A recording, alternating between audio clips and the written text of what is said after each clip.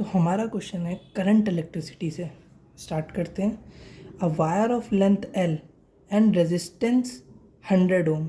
एक वायर है, ठीक है, जिसकी लेंथ हमें एल पता है और इसका रेजिस्टेंस बताया गया है 100 ओम। फिर कह रहा है इसको डिवाइड किया, इस डिवाइडेड इनटू 10 इक्वल पार्ट्स। इसको 10 इक्वल पार्ट्स में डिवाइड कर दिया, ठीक है। अब ये कह रहा है कि जो पहले 5 पार्ट है, the first 5 parts are connected in series while the next 5 parts are connected in parallel.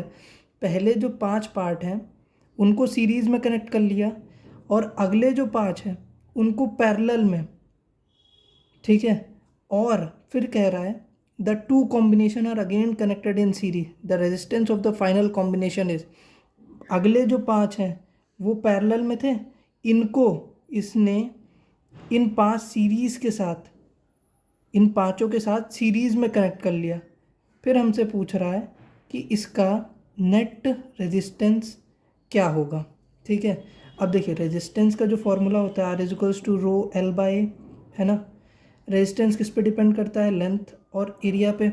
ये रेजिस्टिविटी पे डिपेंड नहीं करता है। रेजिस्टिविटी डिपेंड करती है हमारी टेम्परेचर पे, ठीक है। तो रेजिस्टेंस जो है वो डायरेक्टली प्रोपोर्शनल हो गया लेंथ और एरिया पे। एरिया तो सेम है ना। फिर बचा क्या? लेंथ। तो R is directly proportional to L. Length को क्या हमने कर दिया है? 10 पार्ट्स में डिवाइड कर दिया है ना। तो ये कितने 10 में डिवाइड हो गई ना। तो रेजिस्टेंस भी हमारा कितने में डिवाइड हो जाएगा? 10 में। और रेजिस्टेंस हमें दिया कितना है? 100 ओम। तो यानी 100/10, यानी हमें एक पार्ट का रेजिस्टेंस कितना है? 10 ओम।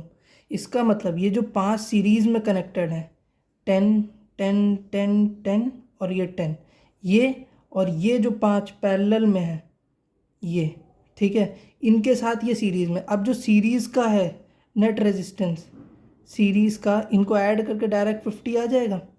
ये जो पैरेलल है, पैरेलल में क्या होगा?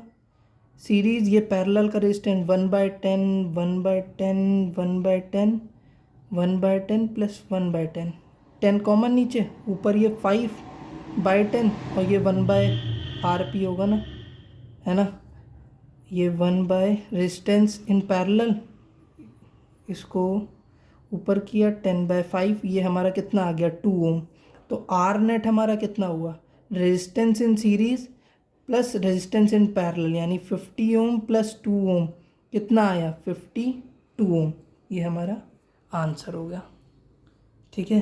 अब नेक्स्ट क्वेश्चन, ये हमें कह रहा है 2 स्टेटमेंट हमें गिवन है, फिर हमको बताना है कि इनमें से कौन सा appropriate answer. Given below are 2 statements. Statement 1, atoms are electrically neutral as they contain equal number of positive and negative charges. अब देखिए कोई भी एग्जांपल ले लेते हैं। हमने मान लीजिए ले लिया कैल्शियम, ठीक है। अब ये एटम है, ये न्यूट्रल है ना। न्यूट्रल है, क्यों न्यूट्रल है? क्योंकि इसमें जो पॉजिटिव चार्ज है ना और नेगेटिव चार्ज दोनों इक्वल है, इसीलिए तो ये न्यूट्रल है ना। इसका मतलब जो इसमें इलेक्ट्रॉन, प्रोटॉन और न्यूट्रॉन है ना, 3 होते हैं, यानी इलेक्ट्रॉन और प्रोटॉन, इलेक्ट्रॉन क्या negative charge, proton positive charge, है ना, ये दोनों इक्वल नंबर में है, तभी तो ये न्यूट्रल होगा। एटम्स न्यूट्रल होंगे तभी जब पॉजिटिव नेगेटिव चार्ज बराबर हों, है ना। और कैल्शियम न्यूट्रल होता है इसीलिए तो वो क्योंकि उसमें पॉजिटिव और नेगेटिव चार्ज बराबर हैं। तो पहला स्टेटमेंट तो सही है। दूसरा स्टेटमेंट क्या कह रहा है? Atoms of each element are stable and emit their characteristic spectrum. पहली चीज़, ईच एलिमेंट, हर एलिमेंट का एटम स्टेबल नहीं होता है। आप एफ ब्लॉक में जाएं तो वहाँ डी एंड एफ ब्लॉक में वहाँ पे यूरेनियम है, ये अनस्टेबल एलिमेंट होता है, रेडियो एक्टिव भी होता है ना।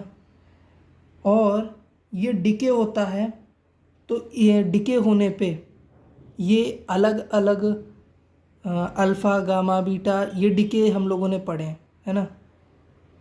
इनमें ये टूटता है, क्यों टूटता है? क्योंकि वो स्टेबिलिटी की तरफ जाता है ना।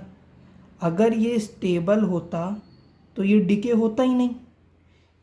तो ये जो दूसरी स्टेटमेंट कह रहा है atoms of each element are stable, ये गलत है, क्योंकि यूरेनियम हमारा एक अनस्टेबल एलिमेंट है ना, और वो स्टेबिलिटी की तरफ जाता है।